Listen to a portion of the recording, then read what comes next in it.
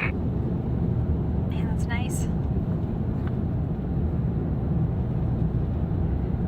Came 8 hours away from home to get mountains. Well, you better get in all your calls and texts because we are entering the dead zone.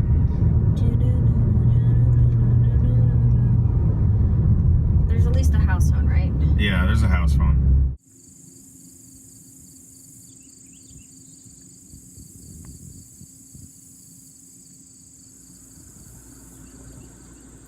Wow. It's beautiful here.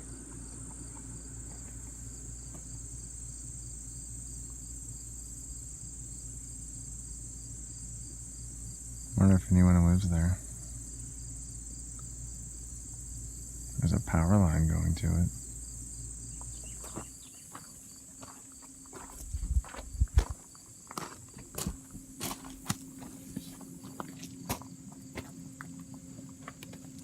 Hi.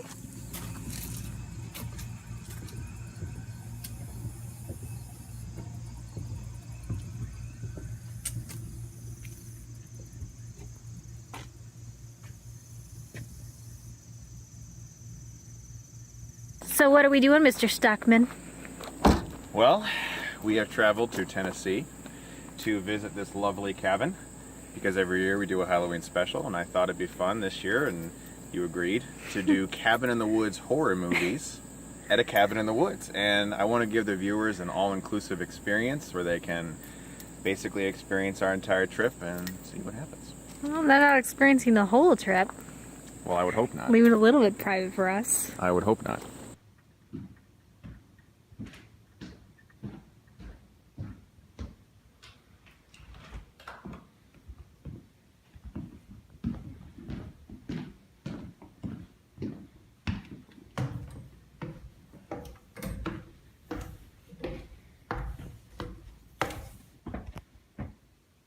All right, first cabin in the woods film, Secret Window. Are you ready? I am very much ready. I'm looking forward to this.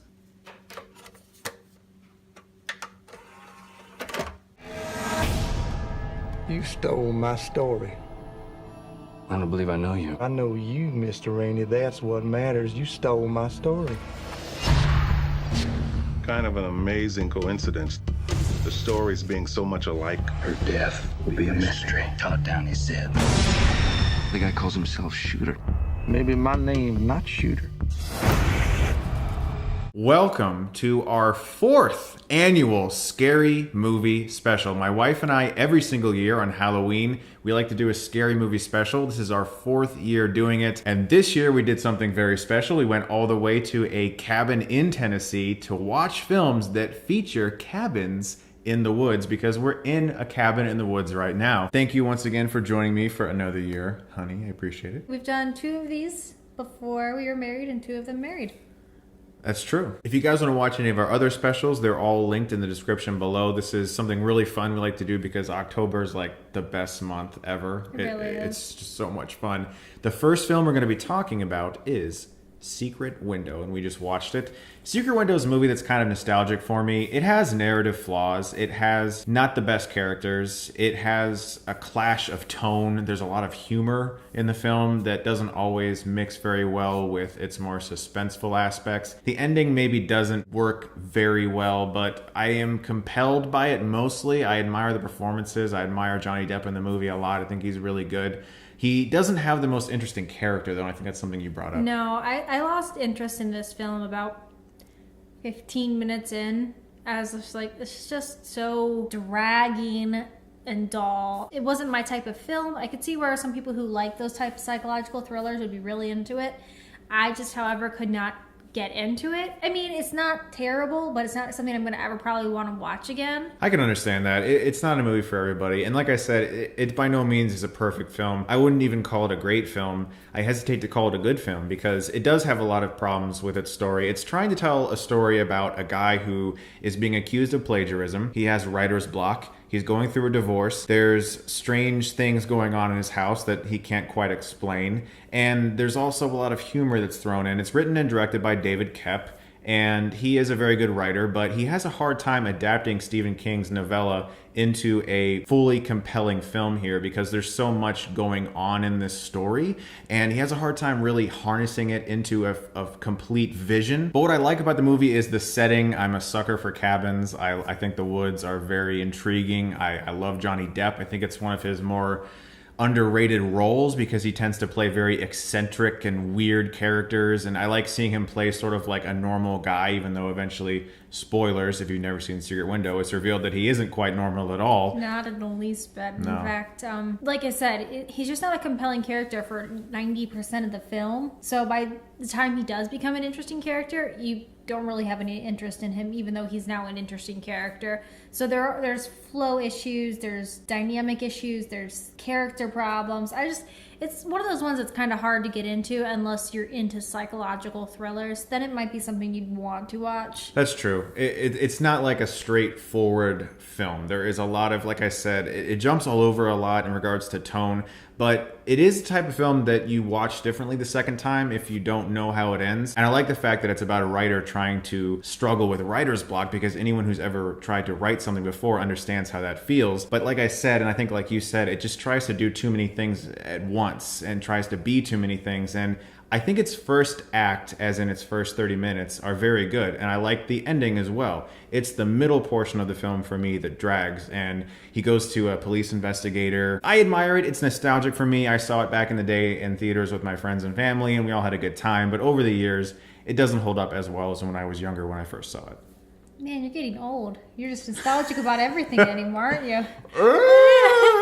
It's like you're almost 30.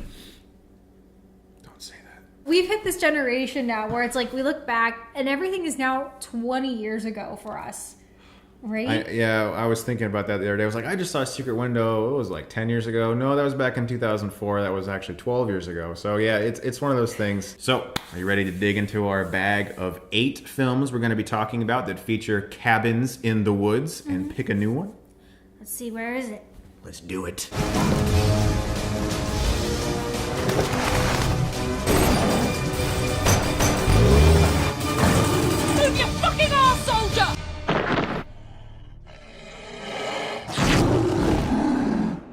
Dog Soldiers isn't commonly viewed as a cabin in the woods film, but it does have an entire last half that takes place with soldiers held up in a cabin with werewolves at the door. This is a very low-budget British film directed by Neil Marshall, who later went on to direct The Descent and has since done a lot of TV. He's a good horror director, and he made a really, really badass werewolf movie with an extremely low budget. In fact, sometimes the budget is a hindrance because they can't really cut to the werewolves too much because you would see that the suits just don't really look all that good. But what's cool about Dog Soldiers is the really hardened elements with the squad of soldiers who are facing off against these werewolves, because it's a very Predator type feel. These are the most badass of badasses. They say things and you're like, what does that even mean? What does that word mean? Is that like what does that mean? I don't know what that means. You're just so much more badass than I am. The wife didn't get a chance to see this one, but I do think that at some point you should check it out. The dog does not die in it,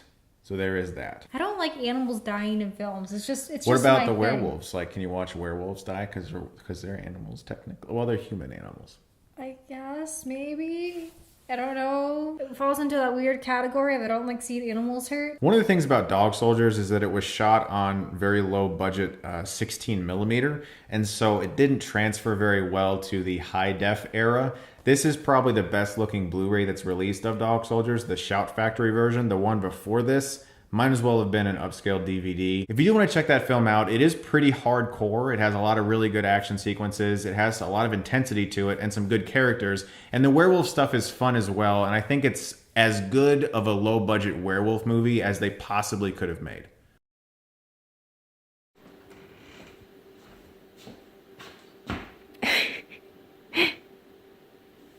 What?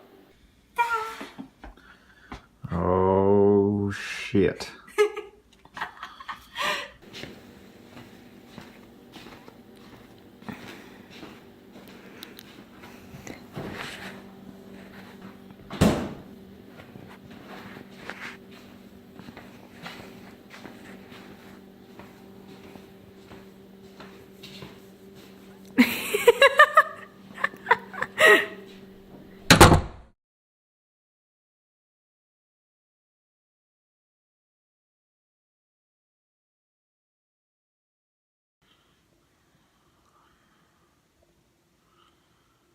Currently, time is 3:07 a.m.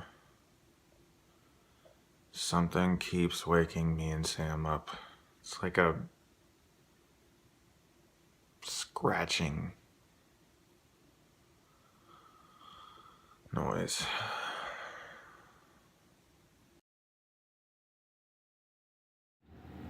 Alright, so it's now morning. I didn't get really good sleep. Something kept waking me up, and I kept looking for it, but I never found what was waking me up. I don't know. We'll see how Chris slept. He's still sleeping. I'm making breakfast. Let's see. How's breakfast doing?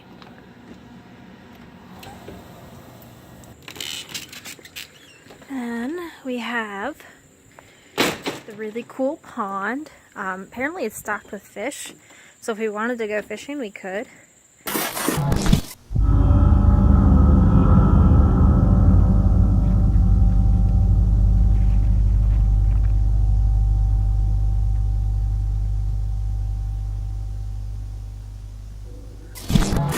Oh, maybe Chris will wake up at some point, though. Ooh, man, that's loud. Anyway, that's what I'm doing today. Like I said, though, I didn't sleep very well. I'm gonna try to get in a nap. Maybe. Nap. Yeah, definitely going to do a nap. Hopefully nothing wakes me up this time.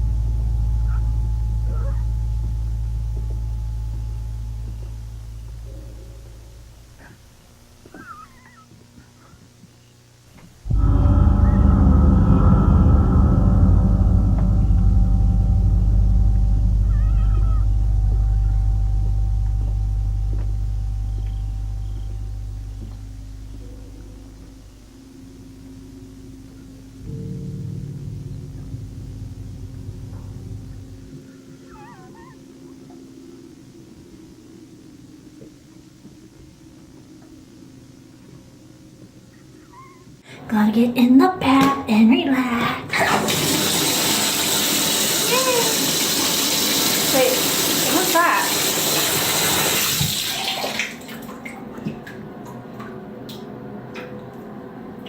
Okay. Hey, hon? Were you just outside? No, hon, that wasn't me. Maybe it was Bruce Campbell. I could have sworn I saw somebody outside. Can you maybe go take a look? Sure, I'll look. Dark cabin at night. The wife is scared. I am now on a mission.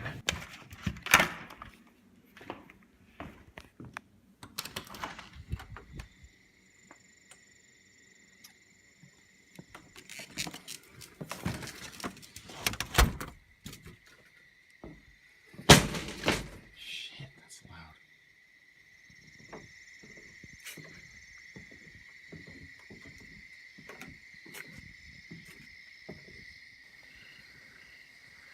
You know, if John Turturro shows up with a southern accent, I'm gonna be pissed.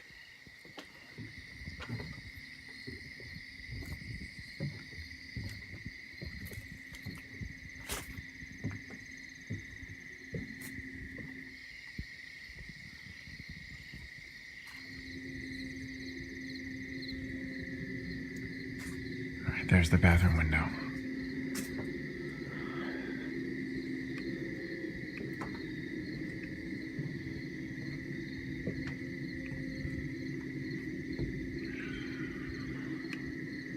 It's not even unlocked.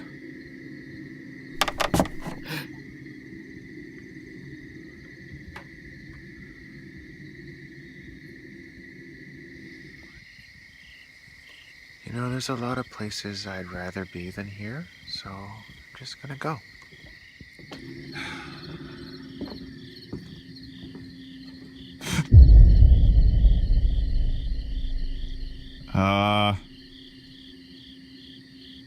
Hello? What the fuck?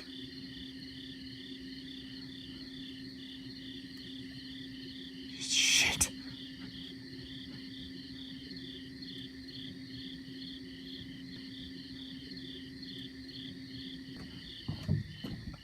Shit.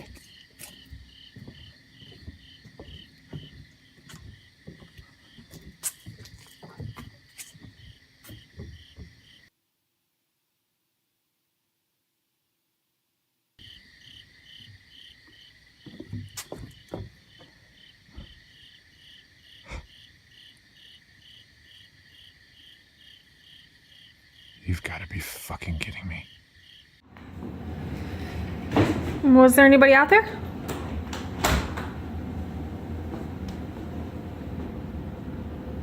Yeah, actually.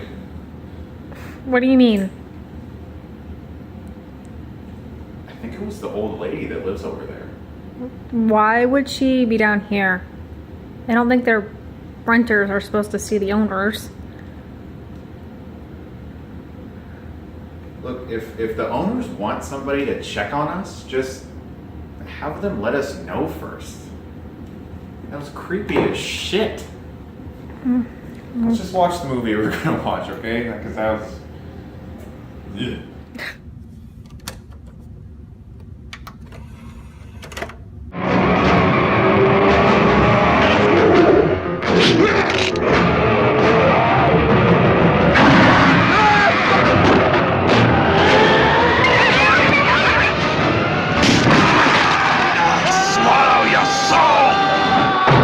Evil Dead 2, Dead by Dawn. Evil Dead 2, the classic directed by Sam Raimi. The sequel, it's kind of a reboot slash remake. It's a weird thing that doesn't quite make sense, but it's Evil Dead 2, and in my opinion, it's the one to watch. Evil Dead 2 is, of course, starring Bruce Campbell, as I said, directed and written by Sam Raimi. These guys grew up making films together. They've been friends forever, and it shows in this movie because it really does feel like a film that two guys just kind of made together. Kind of does. It looks like a lot of the shorts you made as a kid. Yes, it does. Obviously, with a much better... With much better budget, Yeah. camera, and everything. better technique, better everything, better lighting and stuff. Adults, not little children running around Exactly. pretending to be adults. And there's girls in Evil Dead 2. Yes, we there's didn't have girls. those when we were kids. We had no friends of the female nature. I gotta say, watching some of these movies, especially this one, in an actual cabin in the woods has really changed my entire viewpoint of them. It provides a kind of different, cool experience. Yeah, it brings to life some of the more edginess of it, I guess. Definitely freak yourself out a little bit more when you know there's absolutely nobody around for miles. Yeah, it's actually a very cool experience to actually watch these movies in a location very similar to them. This movie has incredible practical effects, especially for such a low budget. A lot of the effects are still very good today, mostly the practical stuff with all the blood flying everywhere and the creatures and You the mean design. the tidal waves of blood that gushed Yes, out? yes, It was like that a fountain of blood everywhere. It's like, I don't think the human body holds that much blood, and that looks like hell Kool-Aid. No. Hell no, yeah. It's obviously fake. And I think that's one of the things I love about it so much is because you can really feel that Sam Raimi and Bruce Campbell have a love for very cheesy horror effects and cheesy horror cliches, and they're just throwing everything at the screen. They're taking the rule book and just throwing it out the door. They're setting a guy in a cabin and just forcing him through 90 minutes of manic insanity. He has a chainsaw for a hand. One of the best scenes in the movie, the epic cuts where it goes like, groovy. It's so great. It's classic. It's classic horror. I love Evil Dead 2. I laughed this whole way through. Yeah. I was like, this is not good, but it's fun. So legend says that this movie wasn't going to get made, but Stephen King was such a fan of The Evil Dead that he called people around and, pulled some strings and helped Sam Raimi get his budget together for Evil Dead 2. So that's pretty cool. Yeah. I would love for Stephen King to make a few calls for me. That'd be amazing. Could you do that? Please? I'm a big fan of you.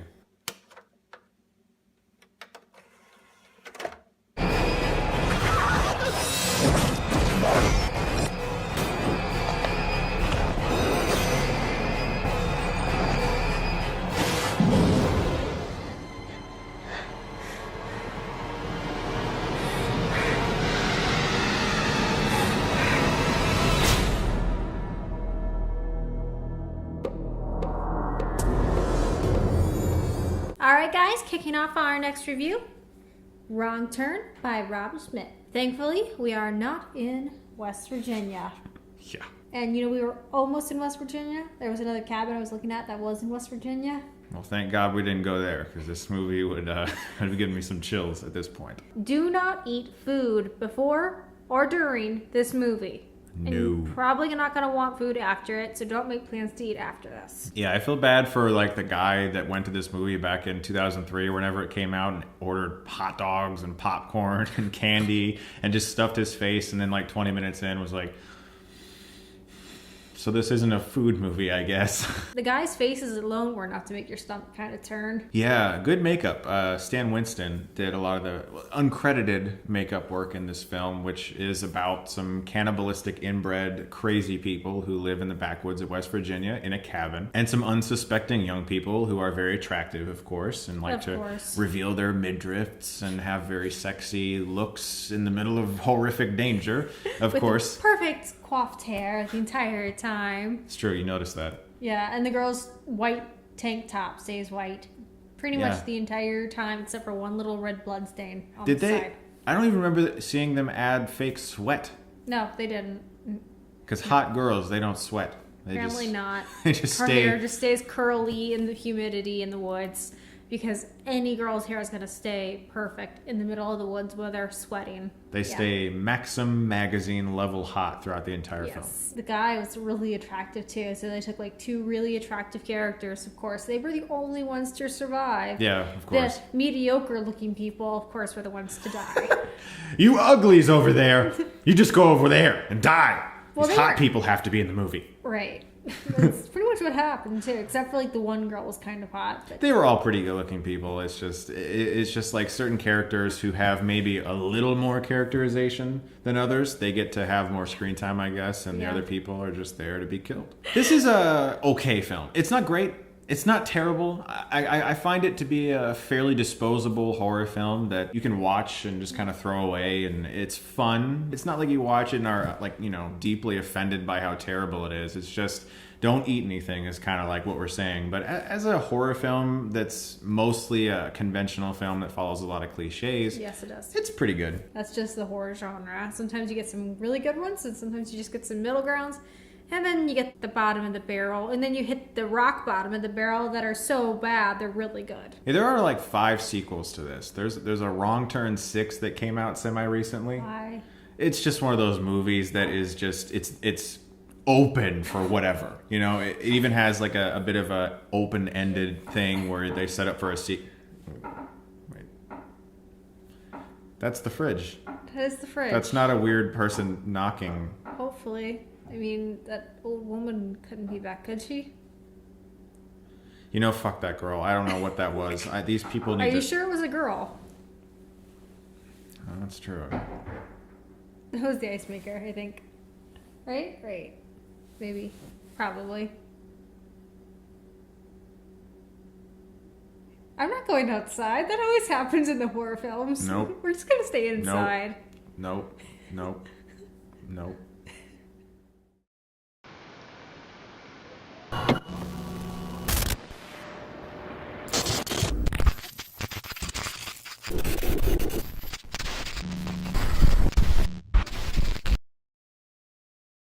Hopefully we don't hear any more of those weird noises. Hopefully. Tired. And seriously, tell the landlord or whoever owns this to stop. Don't send people. You know, I mean, like, why would they send people to check on us? Like some old creepy lady to scare the shit out of us. I don't know, but it's time to go to bed.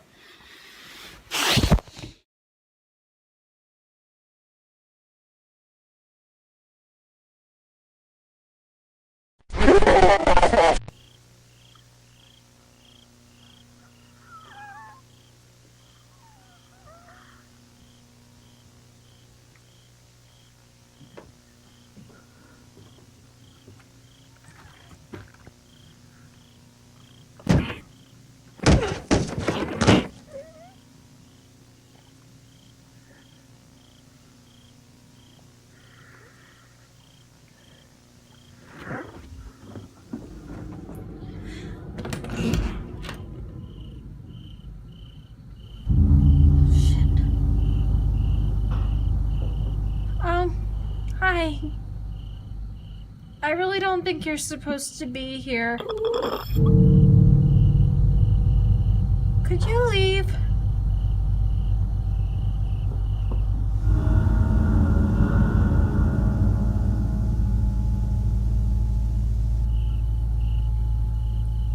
Yeah, I'm just going back to bed.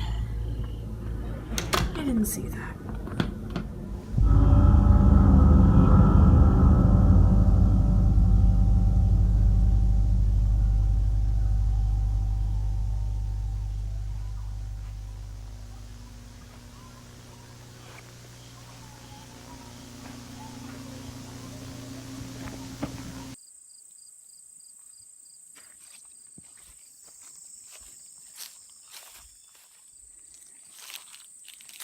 Did you look outside? Yeah, I did, and she was standing there. I don't know why. She came up and tried to open the door. Why didn't you wake me up? You didn't wake up from her rattling the door really loudly, like you were gonna wake up from me poking you. Oh, I'm sorry. Okay.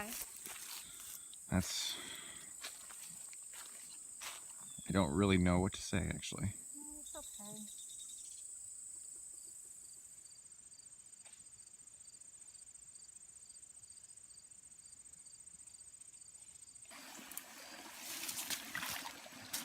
Oh, that was back. Hello. You see any of the purple one? I got you. I don't know if we're gonna be able to get the purple ones, hon.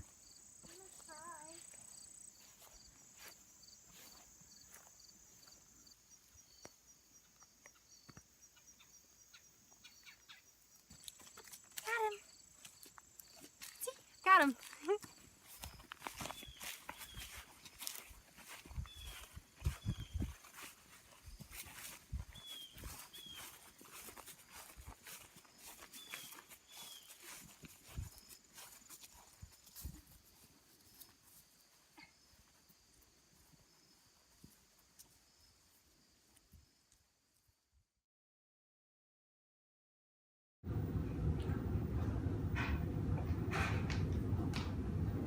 What you doing? Hi. Oh, yes, baby. Are you ready for Pumpkinhead? Yep. It was an accident.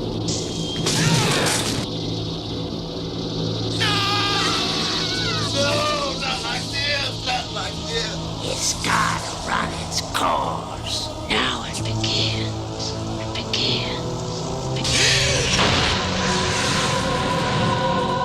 All right, guys. Pumpkinhead. I had never actually seen Pumpkinhead until fairly recently. I saw it for the first time like a week ago, and based on a lot of recommendations. It was directed by Stan Winston, who is primarily known for creature effects, and he's directed a few things. He directed the really long Michael Jackson video Ghosts. It's like a 35-minute music video, more unknown in regards to Jackson songs. But with this movie, he actually did show a surprising knowledge of filmmaking that I genuinely didn't expect. This movie had been on a list of horror film classics that I've tried to watch a number of times with my friends, but it was usually on the bottom part of the list to be like, by the time you made it to it, you were like half asleep. So maybe it was on in the background and I wasn't even paying attention. Yeah. So I finally got to actually sit down and watch it. It actually, for being made in 1988, held up really well. Surprisingly, yeah. I made a comment about halfway through that this was actually better than the prequel trilogy in terms of special effects, and this was made in '88. Strangely, yeah. It came out the year of my birth, and the creature effects are surprisingly pretty good, and a lot of that's due to the fact that Stan Winston's team is marvelous. They've done things with, like, Terminator 2 and great effects for a really long time. Rest in peace, Mr. Winston. But with this movie, he knows when to show the creature too much and when to not show it too much. Right. Actually, even when you do see the creature, it's very believable as a creature. It's like all very practical looking, and the makeup's very on point for this film. Definitely. And I know it's supposed to be a funny creepy, but you kind of get into that where it's like, ooh, this is kind of disturbing in a little bit of a way. Yeah, a lot of it's due to the fact that the movie has some balls. It tells a rather tragic story. I mean, something happens to this guy, a father who's caring for his son, and this causes him to want to raise this demon known as Pumpkinhead for revenge, and he has to go to this cabin in the woods where this witch lives, and she says, I'll do this for you, but it's going to take a price. And he starts witnessing through the eyes of Pumpkinhead this thing going around killing the teenagers who were accidentally responsible for this man's son's death. And so it's not like it's just a throwaway teenage horror film. It actually has some balls to it. It's a little tragic at times. It's really tragic. In fact, actually, I was beginning of the film, I'm like, oh no, either the dog or the kid are gonna die. I turned to Chris. Which one is it? Because if it's a dog, I'm bailing because I can't watch another dog die. The makeup on the witch is also really cool. I mean, that's one of the things that I think is going to be fairly timeless with Pumpkinhead is the makeup work. I love the lighting of the movie too. It's a lot very orange. There's always lights shining through. Like at the end with a dilapidated church with the light coming through and all the fog and everything. It's a well shot movie. It's a very fun 1980s horror film that I think has kind of been tossed under the rug for a lot of people. Maybe revisit it. Shout Factory has a pretty good Blu-ray release of it. I'd say it's a really good transfer compared to some of the ones I've seen. Check it out sometime. It's a good cabin in the woods horror film. I think we both enjoyed it. This was so far the best of the lot. Oh, nice. I'm glad you liked it. Well, we have another one to talk about very soon. Are you ready? Let's do it. Let's do it. You're missing the point. I want to see us punished.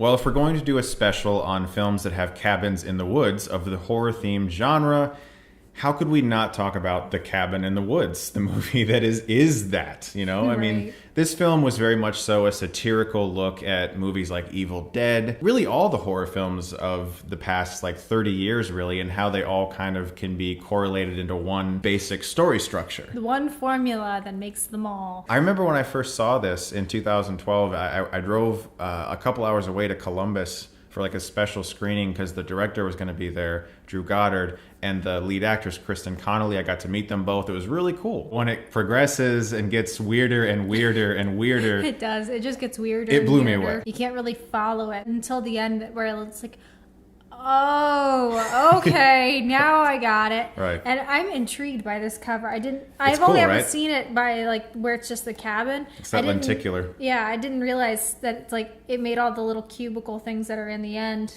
One of the better horror posters of recent years, definitely. Yeah. Originally, Cabin in the Woods was actually shelved. It was filmed in like 2009 or something and was shelved for like 3 years. I forget why. But it was like before Chris Hemsworth was known for Thor, and they got to release it a year after Thor, and they were like, oh, thank you, Thor. Now he's more famous from when we filmed this. Right. So while we were watching this, I was like, okay, this is going to follow the classic formula. And of course it does. But it pokes fun at that formula. And I love when they do that because you can count on exactly who's going to die in every horror film right from the beginning. And it's kind of annoying because it's like, well, that's predictable. That's predictable.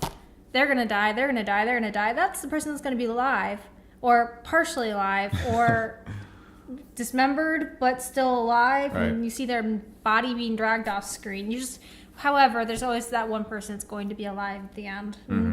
Or the monster is seen following them. Sure. Yeah.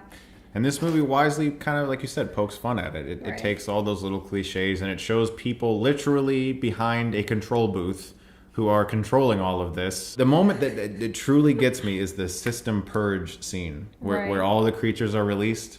I was just like, I feel like that's what Drew Goddard and Joss Whedon came up with first. Like they were like, let's just have a thing where every horror movie monster gets unleashed. How do we make that a movie? And then they just built the movie around that. And of course it had to be a big red button. Yeah. The words System Purge on it. When Classic turned the thing and pressed the button. Dexter, should I touch the red button, Dexter?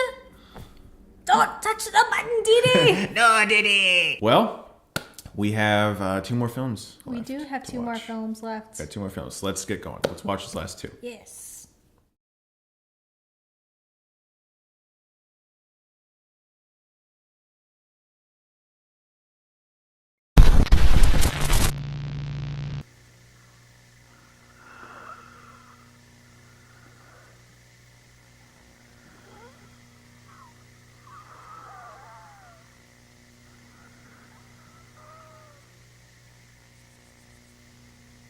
Going outside?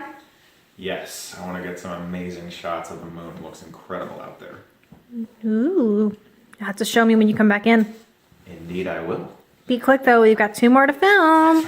Yeah, I just got to get some shots of the stars and everything. I've never seen the stars this cool. There's like hardly any light out here, so it's incredible. I know, there's like nobody for miles. It's wonderful. Bye.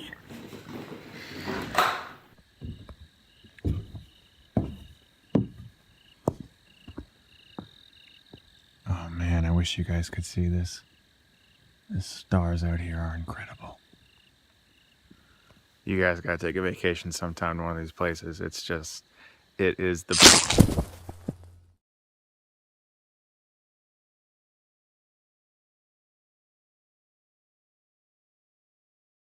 All right, so I just woke up and Chris isn't back yet. It's been like 2 hours. He should have woken me up by now. I'm gonna go find him.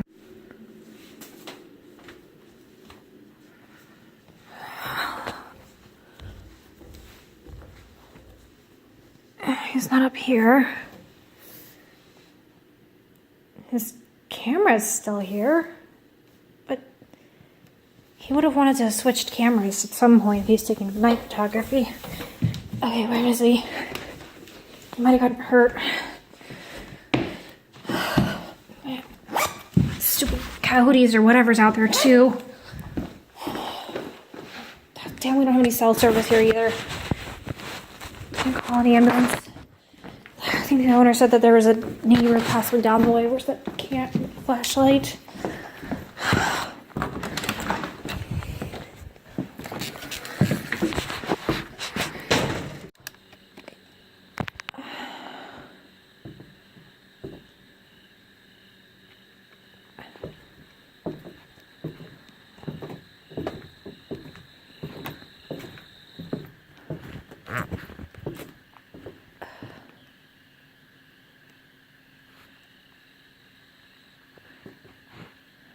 Could he be?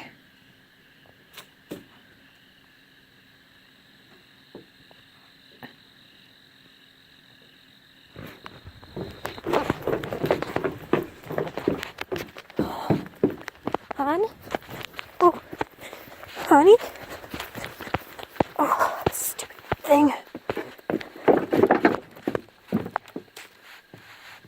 What's... Hon? Are you okay?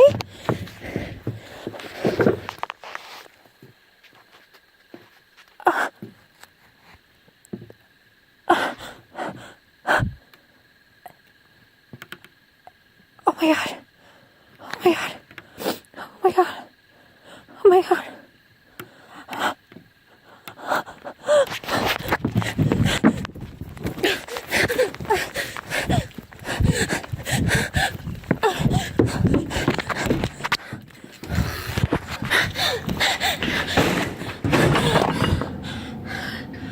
Right? What?